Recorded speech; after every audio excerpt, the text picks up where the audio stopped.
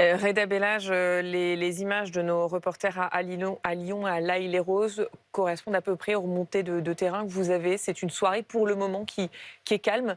Oui, calme, enfin normal pour un 13 juillet. On a commencé à avoir certains quartiers où ça s'embrasse pas spécialement, mais où on a, comme chaque année, des tirs de mortier. Mais pas plus que d'habitude. Voilà, mais pas plus que On est d'habitude. dans les Mais mêmes rien à voir proportions avec pour la le semaine moment. dernière. Ouais. Si c'est ça votre question, non, non. Pour l'instant, c'est très calme. Espérons que ça dure dans la soirée et espérons que ce sera le cas aussi.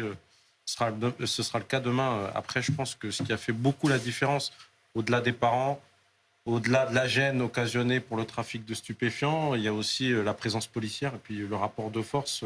Pour nous, policiers, on a prouvé qu'on est en capacité de pouvoir faire face. Parce qu'à un moment, on parlait de mettre l'armée, on parlait de sondages auprès des Français. Ouais. Et on a prouvé aujourd'hui que la On police entendait était en certains commerçants qui capacité. étaient excédés et dans la colère qui disaient mais envoyez l'armée. Oui, oui, Effectivement, on a oui, oui, c'est entendu vrai. Et donc, on est assez content parce on gagne le rapport de force. On est assez content que ce soit calme parce que même là, pour le dispositif, il faut savoir qu'on a décalé des effectifs de journée la nuit pour renforcer les collègues, que Mhm. ce soit les brigades territoriales de contact ou là je vais parler pour la Paris Petite Couronne, pour les compagnies de sécurisation d'intervention. On a décalé beaucoup de collègues. C'est pas qu'on a refusé, on a fait beaucoup de rappels hors congé annuel. Et on a fait, au lieu d'avoir 2 jours de repos, les collègues ont pris 15 jours de repos pour pouvoir. Des rappels, donc c'est-à-dire des collègues qui ne devaient pas travailler ce week-end et Oui, tout finalement on à leur fait. a Ah oui, dit oui, oui. bon, bah, il va Ou des falloir collègues qui être avaient posé présent. des congés pour passer du Mhm. temps avec leur famille, on les a fait revenir sur leur repos. Pas forcément à l'aveugle, parce qu'on a fait beaucoup d'interpellations, on a intercepté des quantités impressionnantes de mortiers. Après, on a eu les gens qui ont été opportunistes et qui ont créé un début de réseau de revente. Et puis, on a aussi ce qu'on appelle le marché un peu souterrain, notamment dans certains quartiers, qui, eux, ont l'habitude d'acheter ce genre de mortier pour s'adonner à des attaques ou des dégradations. Mais c'est vrai qu'au niveau du renseignement, on avait des remontées comme quoi ce serait normalement assez calme. Ouais. Et on avait, contrairement à la semaine qui est passée avec les émeutiers, on avait quasiment très peu ou pas du tout de messages sur les réseaux sociaux pour Mhm. dire on va tout casser. Vous avez, vous aussi, le sentiment par rapport aux remontées que vous avez, remontées des services de renseignement, que ce dispositif, finalement, c'est un dispositif politique et qu'il est peut-être surcalibré, j'ai envie de dire, par rapport aux risques réels? Non, je pense que, euh, à part le temps de repos, c'est compliqué pour nos collègues, puisqu'ils ont vraiment, je tiens à les féliciter encore une fois de plus, j'espère qu'ils seront récompensés à la hauteur de leur travail.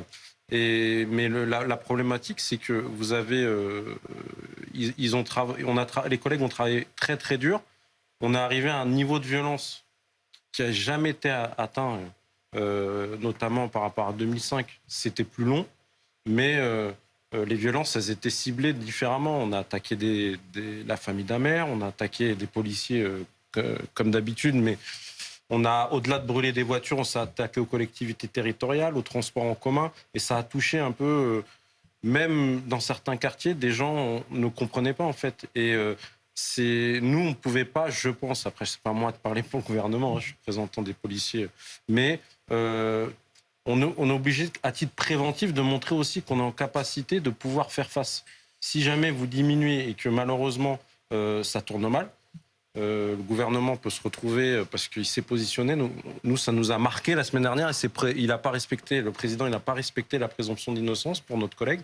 Ça nous a marqué. Donc, il est hors de question qu'on se retrouve, je ne sais pas moi, à 3000 policiers et qu'on ait des émeutes ce soir et qu'il y ait des blessés chez nous. Ouais. Vous voyez ce que je veux dire? C'est tout un système et l'État s'est retrouvé un peu coincé, je pense. C'est devenu un nouveau business, véritablement, dans les quartiers, la revente de mortiers d'artifice.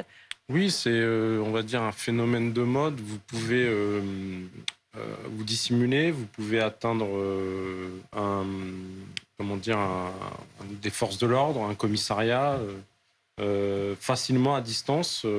Ils sont de plus en plus avancés. Certes, c'est vrai qu'il y a souvent encore, mais ça c'est chaque année, des jeunes qui perdent une main. Nous, on l'entendait à l'époque, quand j'étais sur le terrain, une fois ou 2 fois dans la soirée, juste sur Val-de-Marne, vous aviez 2 gars qui avaient une problématique et qui avaient perdu une main, un doigt, parce que justement à cause de ces mortiers qui ne sont pas aux normes. Mais c'est vrai que pour le coup, je rejoins le monsieur. Il y a une vraie réponse, il y a eu beaucoup de contrôle, il y a beaucoup de dissuasion, beaucoup de prévention. Mais c'est une réponse, j'ai envie de dire, ponctuelle, parce que dans le temps, les mortiers d'artifice, c'est une problématique que vous avez toute l'année, Oui, enfin, en mais grande partie. Oui, mais au-delà des mortiers, même quand on l'a vu par rapport aux émeutes, la réponse pénale a fait aussi la différence. Et ça, c'est une chose, nous, unité SGP, qu'on sollicite, c'est qu'il y a une vraie réponse pénale et une réactivité par rapport à ça. Et aujourd'hui, on voit peut-être que c'est ça aussi qui a fait une grosse différence. Parce que là, quand vous savez ce que vous risquez, c'est plus compliqué que quand vous savez que vous risquez pas grand-chose. Étonné de la tournure de cette soirée par rapport aux inquiétudes qui avaient été émises par les autorités? Écoutez, on n'était pas en capacité, le monsieur l'a sous-entendu un peu tout à l'heure, on n'est pas vraiment en capacité de savoir si ça peut recommencer ou si ça ne peut pas recommencer.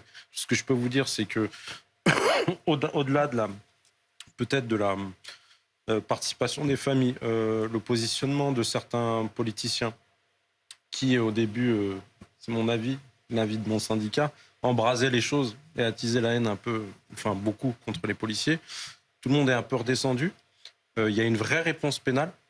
Et du coup, les jeunes se disent qu'est-ce que je risque et voilà. Donc je pense que ça a beaucoup calmé les choses. Et puis, écoutez, surpris non, parce on a gagné le rapport de force. Et puis, la vraie réponse, enfin la vraie interrogation, on l'aura demain, parce que c'est vrai que c'est le 14 juillet en général que se passent les problèmes et les Donc VU. c'est pas parce que c'est calme ce soir, et encore une fois, il est que minuit et demi, Oui. que vous ne restez pas sur vos gardes pour la suite de la soirée, de la nuit, et surtout pour demain? Oui, mais en général, vous savez, vers ces horaires-là, C'est un bon je peux pas thermomètre? voilà, là on est dedans. Si c'est pas maintenant, en général, le reste de la soirée, c'est plutôt calme. Et en là, les général. remontées que vous avez confirment que c'est Oui, il y a globalement eu calme quelques sur feux de l'ensemble du poubelle, territoire? voilà, il n'y a pas eu Mais rien rien ni d'exceptionnel d'habituel par par rapport à un 13 juillet. rapport au Reda Bella. J'imagine que ça doit vous soulager de voir ça pour vous, pour vos collègues aussi très nombreux mobilisés sur le terrain. C'est ce que vous nous disiez tout à l'heure, c'est que vous avez énormément de collègues qui étaient censés être en congé et qui ont été rappelés.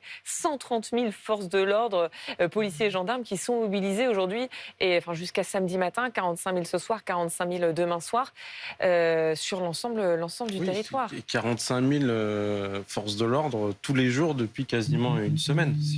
C'est énorme. Commence à tirer la langue là du côté des forces Ah de non, l'ordre? mais ça fait longtemps qu'ils tirent la langue. Et puis, malheureusement, psychologiquement et mentalement, on a une charge. On a pris une grosse charge avec les propos du président de la République, certains politiques, certains artistes, certaines personnes qu'on respectait, qui se sont positionnées, qui n'ont pas respecté la présomption d'innocence.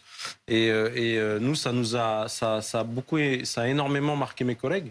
Et pareil que pour les quartiers ou les villes où il y a des problèmes, va falloir se poser beaucoup de questions sur l'après aussi pour la police. Ça va être très intéressant parce que là, il y a les JO qui arrivent, il y a la Coupe du Monde de rugby qui arrive dans un mois et demi.